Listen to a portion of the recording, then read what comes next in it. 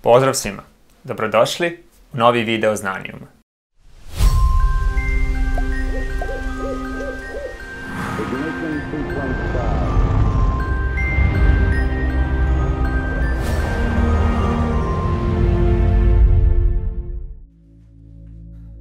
Ljudi su oduvijek bili intrigirani idejom o postojanju nekog oblika života na Marsu.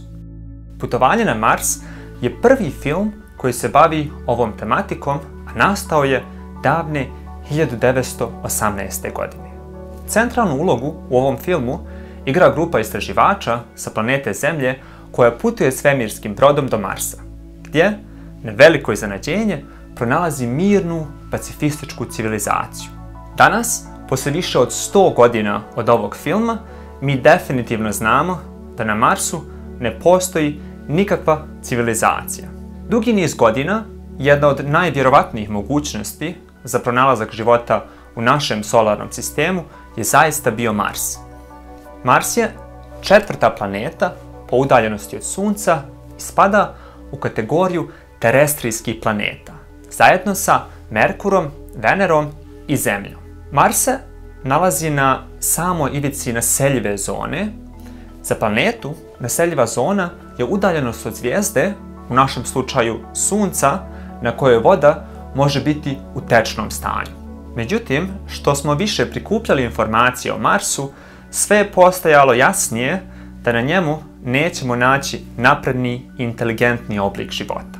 Ali, to nas nije spriječilo da na površinu Marsa pošaljemo 5 rovera, kako bi detaljno mogli izučavati ovu planetu. Prvi rover se zvao Sojourner, koji je sletio na Mars 1997. godine. Onda Spirit i Opportunity i 4. rover je Curiosity, koji je sletio na Mars 2012. godine. Najnoviji NASIN rover se naziva Perseverance ili u prijevodu rover izdržljivost. Današnju epizodu ćemo posvetiti upravo ovom najnovijem roveru.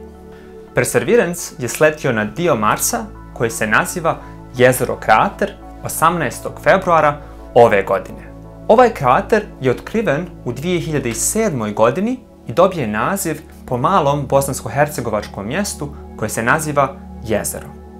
S obzirom da rover ulijeće u atmosferu Marsa brzinom većom od 20.000 km/h, bilo je prvo potrebno usporiti rover.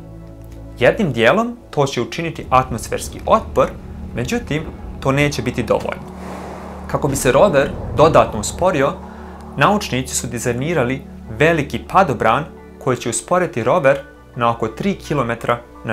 Posljednji korak za sigurno spuštanje rovera na površinu Marsa se naziva manevar dizalice. Tokom ove posljednje faze, rover će se pomoću 3 užeta polako spustiti na jezero Krater, odakle će misija početi.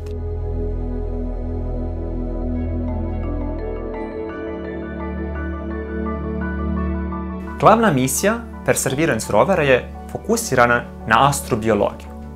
Astrobiologija je interdisciplinarna grana nauke koja se bavi izučavanjem života u svemiru.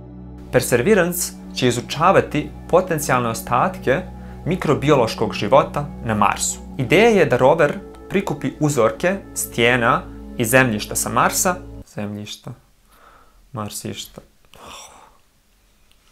i sačuva ih u posebne metalne tube kako bi ih tokom budućih misija mogli prikupiti i vratiti nazad na Zemlju. Ovo bi bili prvi uzorci materijala sa Marsa na osnovu kojih bi se radile detaljne analize. Prema naučnicima koji rade na ovoj misiji, jezero Krater, gdje je Perseverance sletio, je potencijalno mjesto gdje bi se mogli naći ostaci mikrobiološkog života. Prije 3,5 milijarde godina, jezero Krater je bilo ogromno jezero. S obzirom da je u prošlosti postojala voda u jezeru Krater, naučnici vjeruju da je ovo mjesto dobar kandidat za biosignature ili molekularne fosile koji bi pružili dokaz da je nekada postojao život na Marsu. Prema Kenu Wilfordu, jednom od naučnika koji je zadužen za ovu misiju, biosignature bi mogle biti zarobljene u karbonatnim mineralima koji su posebno dobri u očuvanju fosilnog života. Perseverance, koristi SuperCam instrument koji se nalazi na Yerbolu rovera. Kada se laser SuperCama usmjeri ka uzorku, to kreira mali oblak plazme što pomaže da se odrede hemijska svojstva koja su u interesu naučnika. Ukoliko SuperCam nađe nešto zanimljivo, onda će rover iskoristiti dva dodatna instrumenta kako bi detaljnije analizirao uzorak. Jedan je Pixel. Pixel koristi mali, ali vrlo snažan mlaz X zraka kako bi analizirao potencijalni ostatak života. Drugi instrument se naziva Sherlock. I ovaj instrument također ima laser pomoću kojeg može detektovati koncentraciju organskih molekula koji bi se mogli formirati u okruženju u kojem je postojala voda. Ovo je misija koju su astrobiolozi čekali decenija. Neil deGrasse Tyson, poznati astrofizičar, je jednom rekao da je astrobiologija jedina grana biologije koja nema niti jednog uzorka za istraživanje. Nadajmo se da će Perseverance to promijeniti. Perseverance također priprema i testira ovo područje za potencijalni dolazak čovjeka na Mars. Ova testiranja uključuju testiranje metoda za produkciju kiseonika iz atmosfere Marsa. 20. aprila Perseverance je uspio po prvi put u istoriji konvertovati karbon dioksid u kiseonik.